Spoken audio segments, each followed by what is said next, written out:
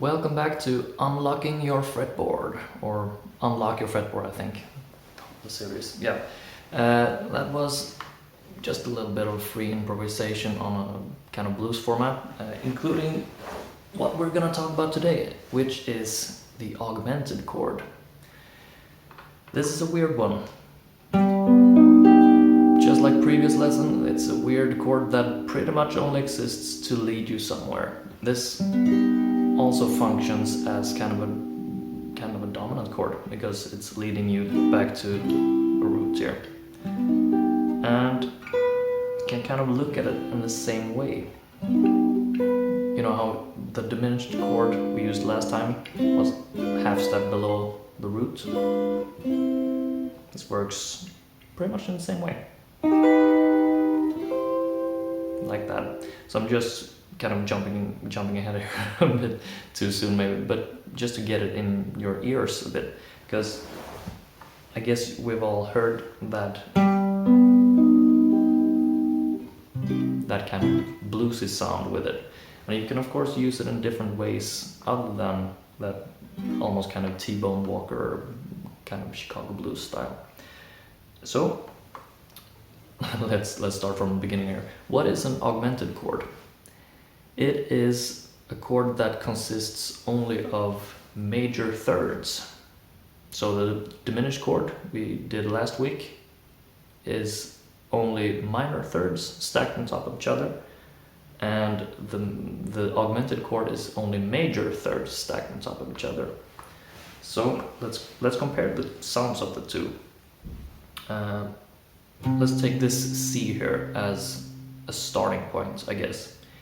And if we stack minor thirds on top of each other, that ends up sounding like that. I have to do a weird stretch because it doesn't fall natural at all. And if we just stack major thirds on top of each other from the C, get that sound instead.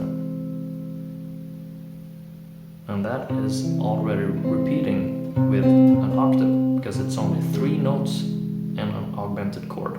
And this, at least in this form of augmented chord, I guess you could call, like this chord, you could call an augmented, like in blue and green, probably my favorite chord progression of all time. I can't remember it properly, but something like that. It's an A7 sharp 5.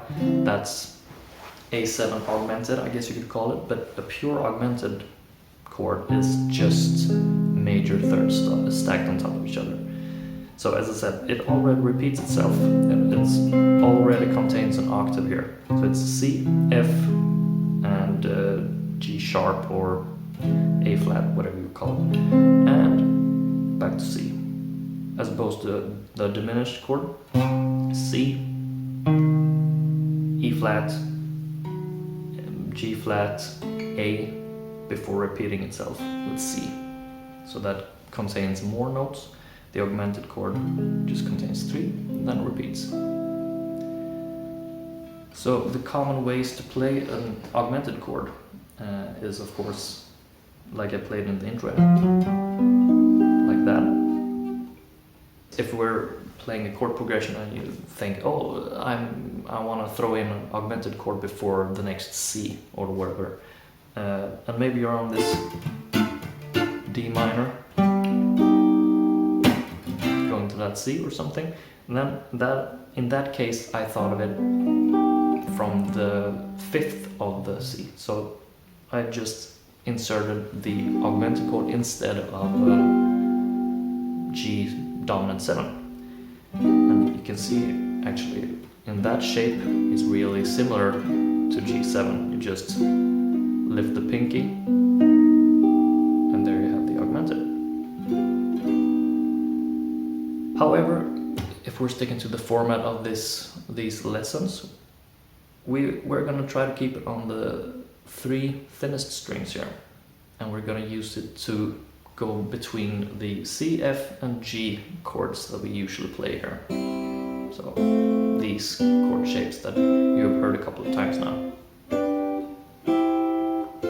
And if you don't know these chord shapes, I encourage you to go back to my previous lessons in this series, Unlock Your Fretboard, and I go through from the beginning, where it's just these simple chord forms. That's wrong. There we go. And we'll take it from there.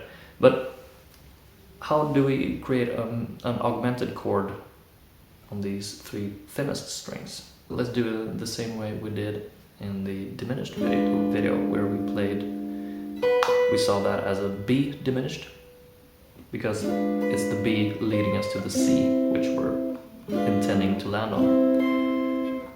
So an augmented chord below this B note would be this, leading us to that C. That's a nice small movement. You can hear that note actually stays the same. That's one of the notes of the augmented chord will be the fifth of the chord there. So that's two great ways to think of the augmented chord if we're aiming for the next chord, I guess. So that of course is the same chord. If we just continue to build up on it, you can see that it's the same shape. Like that. So let's just try the usual exercise here. C, F, G, C, F, G, C, F, G, and back to C. We're gonna stick an augmented chord in between each of these and see how it works. There we have the C. How do we make it an augmented that leads to F? Where is the next F note? It's there. That's the goal. And half step below is of course that E note out of the C. So if we create an augmented chord in this way, that leads beautifully to the F. I just love this sound. Just get that in your ear a little bit. And then we are gonna aim for the next G chord, which is here. So how do we create an augmented chord leading to that? Half step below, like that. So C, E augmented, F, F sharp augmented, G. Now that is not the most beautiful chord leading I've heard, but this is just kind of an exercise. The thing I don't really like about this is that it doesn't lead as well as this movement. That's really kind of slick sounding movement, while this, you move every note and it kind of sounds a bit chaotic, or not really that good. However, it's just good to know how to do it. If we're on a different chord and we're going to the G, then you know how to voice lead to it. Anyways, let's continue the exercise here. We're on G and we're going to C, because that's already half step below the C we're aiming for. This is the C note in that C triad. So we're just raising the fifth of the G chord. You could also look at it as like, it's kind of difficult to play, but that's the concept at least. Like that. And we're going from C and we're aiming for this F triad here. So we're already half step below the F. So let's just make this into an augmented.